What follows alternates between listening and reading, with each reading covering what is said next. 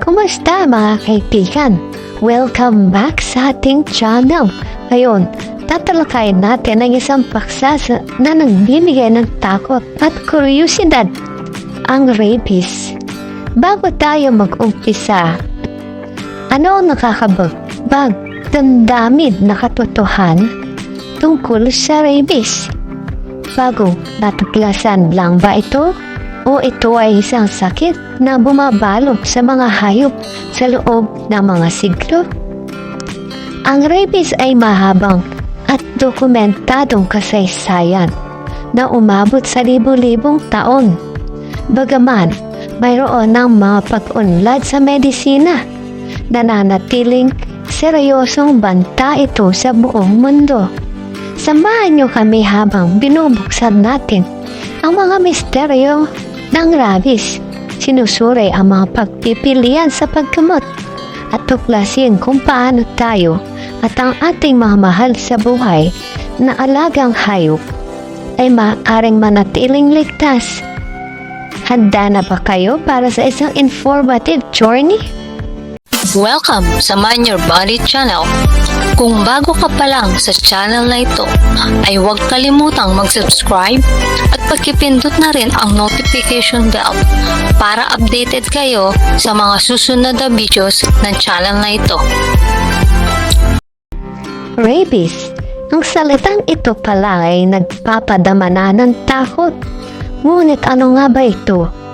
Ang rabies ay isang viral na sakit na dulot ng rabies virus, isang miyembro ng genus Lyssavirus. Ang virus na ito ay sumisira sa sistema ng nerbyo ng mga hayop na may dugo na mainit, kabilang ang mga tao. Bagaman ang mga kuneho na kaaya-ayang alaga ay maaaring pumapasok sa isipan. Tandaan, ang rabies ay maaaring maihawa ng anumang hayop na may dalang virus, karaniwang sa pamamagitan ng kagat o gasgas. Tingnan natin ng mas maigi ang mapanganib na virus na ito. Ang rabies virus ay paunahing nakatira sa laway ng mga hayop na may infeksyon. Ibig sabihin, ang kagat ang pinakakaraniwang paraan kung paano naililipat ang rabies. Gayunpaman, huwag baliwalain ang mga gasgas. Ang mga gasgas na nakakasalamuha ng infeksyong laway ay maaari ring mapanganib. Ngayon, saan ang pinakamadalas na nararanasan ng rabies? Bagaman mayroong malaking progreso sa mga programang pangbakuna, nananatiling isang pandaigdigang banta ang rabies. Ang ilang rehiyon at lalo na ang mga may mataas na bilang ng mga hindi bakunado at maiwang hayop ay nagdadala ng mas malaking panganib. Kaya ano ang mangyayari kung ikaw o ang isang kakilala ay kinagat o nakalmot ng isang hayop? Kahit na tila malusog ito, tandaan, mahalaga ang agarang aksyon. Narito ang ilang hakbang kung ano ang gagawin. Number 1. Stop the bleeding o patigilin ng pagdurugo. Maglagay ng direksyong presyon sa dugo gamit ang malinis na tela upang pigilan ang anumang pagdurugo. Bawat segundo ay mahalaga.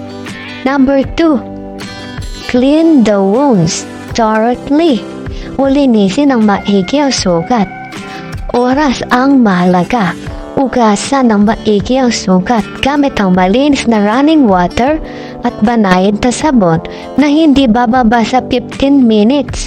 Ito ay tutulong sa pag-alis ng anumang potensyal na mga particles ng virus na nakakadikit sa sugat. Number 3. Seek medical attention immediately o maghanap ng agaran na tulong medikal. Huwag maghintay na lumitaw ang mga sintomas. Bawat minuto ay mahalaga. Diretso sa emergency room o sa isang tagapagbigay ng pangangalagang pangkalusugan. Susuriin nila ang sitwasyon at tukuyin ang angkop na hakbang na gagawin. na maaaring maglaman ng mga bakuna laban sa rabies at iba pang mga gamot. Pag-usapan natin ang ating mga alagang hayop. Bagaman bihira ang mangyari sa mga lugar na may malawakang mga programa ng pagbabakuna, ang ating mga minamahal na aso at pusa ay maaari ring magkaroon ng rabies at mapasa nito sa mga tao. Ito ay nagbibigay diin sa kahalagahan ng pagpabakuna sa mga alagang hayop. Focus on pet vaccination. Ang pagbabakuna ang susi. Siguruhin ang iyong mga aso, pusa, at anumang iba pang alaga na miyembro ng pamilya ay updated sa kanilang mga bakuna laban sa rabies. Ito ang pinakamabisang paraan upang maiwasan ang rabies sa mga domestikong hayop at hindi direktang protektahan ang iyong sarili.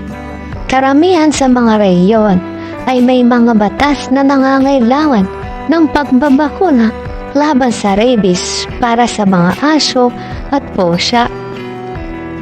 Huwag kalimutang magpa-booster. Tandaan, nawawala epektibidad ng mga bakuna sa paglipas ng panahon. Siguruhin ang iyong mga alagang hayop ay nakakatanggap ng mga booster shots ayon sa inirerekomenda ng iyong veterinaryo. Narito ang mga mahalagang impormasyon na dapat tandaan. Ang rabies ay isang viral na sakit na nakakaapekto sa nervous system ng mga mammals. Ito ay nahahawa sa pamamagitan ng laway ng mga hayop na may impeksyon, karaniwang sa pamamagitan ng mga kagat. Kung kinagat o kinamot ka ng hayop, kahit na tila malusog ito, linisin ng maigi ang sugat at hanapan niya agad ang tulong medikal. Ang pagbabakuna ay pinaka-epektibong paraan upang maiwasan ang rabies sa mga domestikong hayop. Sa tamang pag-iingat at kamalayan, maaari natin pangalagaan ang ating sarili at ang ating mga alagang hayop laban sa sakit na ito. Narito ang ilang karagdagang tips upang panatiling ligtas ang inyong at ang inyong mga alagang hayop. Una, iwasan ang pakikisalamuha sa mga hayop sa gubat. Maaaring tila o baryo ito, ngunit ito ay karapat-dapat na paulit-ulit na gawin. Ang mga hayop sa gubat, kahit ang tila mga kaakit-akit, ay maaaring magdala ng rabies. Pagmasdan sila mula sa malayo, ngunit huwag lumapit o subukang yakapin sila. Pangalawa, turuan ng mga bata tungkol sa rabies. Ituro sa inyong mga anak ang mga panganib ng mga hayop sa gubat at ang kahalagahan ng hindi paglapit o paghawak sa kanila.